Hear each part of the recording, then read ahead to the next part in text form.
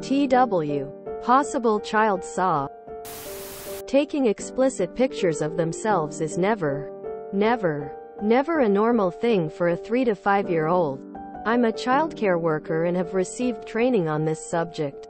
Please report to CPS. This raises a red flag as a mandated reporter and also a survivor of child sexual abuse. In regards to the behavior at other people's houses, I was always regarded as incredibly mature and would have full-on conversations with adults. Being very high energy can also be a form of emotional avoidance if the trauma is too difficult to deal with in that moment. That being said, based off your comment, I'm not sure there's too much that can be done. Love that child. Support them when they are inconsolable even if it doesn't make sense, and let them know bad feelings don't last forever. And figure out if they can be seen by a therapist. There's a bit of context missing from this. What is your relationship to the child and parents? What would you even say to the parents? What do you mean by other people's houses? What is your relationship to the other children? How well do you know them? Aside from all of that, what evidence do you have that abuse is taking place? And last, if you really think it's child abuse or SAW, why wouldn't you go directly to the authorities? Try posting on r sexual assault, as that sub may be better at knowing signs of SAW than this sub. I agree there are major red flags here, and you need to report your concerns to the police. Listen, you don't need to confront the parents. You can report your concerns anonymously and let the experts figure out if there is anything to be legitimately concerned about. But please say something. Don't just accept a lame excuse like growing pains if the child is a completely different child at someone else's home. Retired investigator. This screams to me. I'd call CPS and give them the information and decide what to do with it. Removals are extremely rare, so I wouldn't factor that into my calculus. You need to report that anonymously and immediately, because that child needs a physical observation. If you talk to the parents, they might convince their kids to lie to any other adults who question them. Could be abuse. Could be a lot of things. We can't really answer that for you. If you have concerns, call them in. Don't speak to the parents about it. Don't question the kids about it. Call the people who are trained to handle these situations. If something is going on, you can't fix it alone. Sorting this is out of you, or any average person's, depth. They'll pull away from you and anyone else they think might suspect something. Further isolating children in need. If something isn't going on, well, you've just accused your friends of child abuse right to their face. Both of these options could put you in danger. As someone working in mental health, and has worked with kids, it is a very strong possibility. Trust your gut. This is absolutely the wrong place to ask. I am sorry to seemingly turn you away, but this is serious, and this is at times a hysterical forum for discussion. Read other posts like this and just see how often people allow their own past traumas to paint things as definitely the worst case scenario. This could be that. But a bunch of anonymous strangers saying they are qualified to discuss it in definite terms is not what you should act on. Seek professional opinions and act based on that. That generally flags as reportable to me.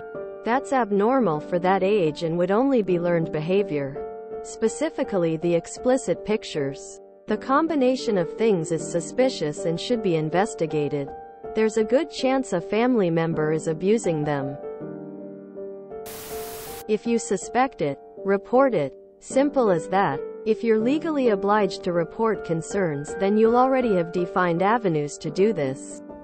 If not, phone your local police non-emergency number. Always report directly to child welfare authorities. Do not speak to the parents.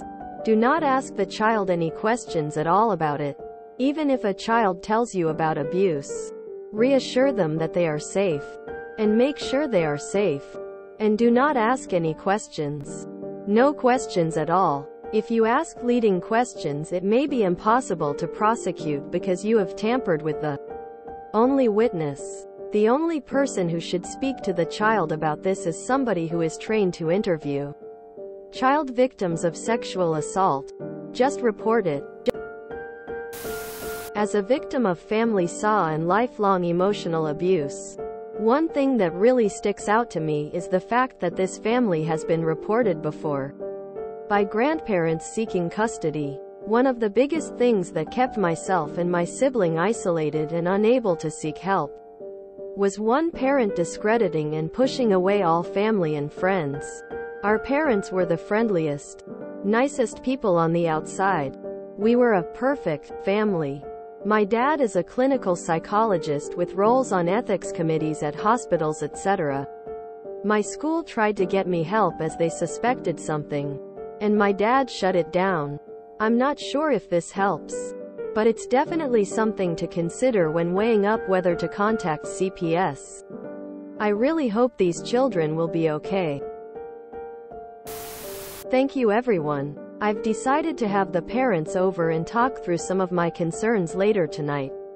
I really appreciate the advice.